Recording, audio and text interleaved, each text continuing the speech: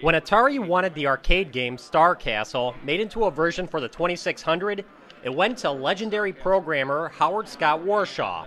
Warshaw said it couldn't be done, and made Yar's Revenge instead. But another Atari programmer, Scott Williamson, couldn't get Star Castle out of his mind, and the fact his idol said the game couldn't be converted seemed like a challenge to be overcome.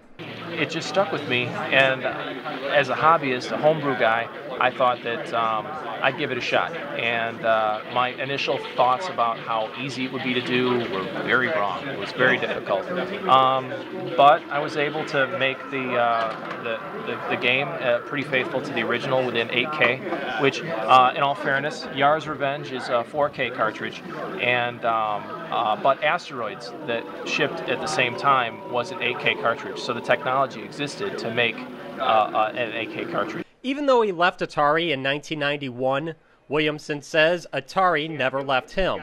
He finished his version of Star Castle nearly 20 years later. I designed and made my own cartridge that had its own programmable logic device and could handle large ROMs for projects like this.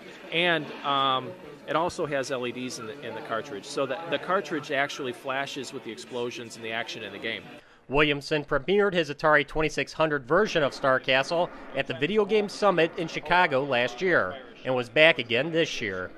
I started it in 2008. Of course, it was a project. I did it in my spare time, and I finished it right before the video game conference, the VGS, in 2010, last year. So, and that was the software. And this last year, I machined a cartridge and actually got this cartridge working. And that includes the circuit board, the program, the logic chip, and a custom case that I machined on a CNC machine that I designed and built myself. I also started that in 2008.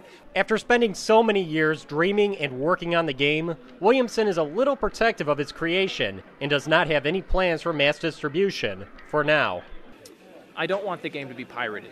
I want to hang on to it, and I'm confident that anything that I do to protect the game will be undone by very clever people who are just as willing, that want the game. So I'm hanging on to it. But I did announce that it is for sale. This one is for sale as of today. There is only one, and it's a one-of-a-kind collector's cartridge.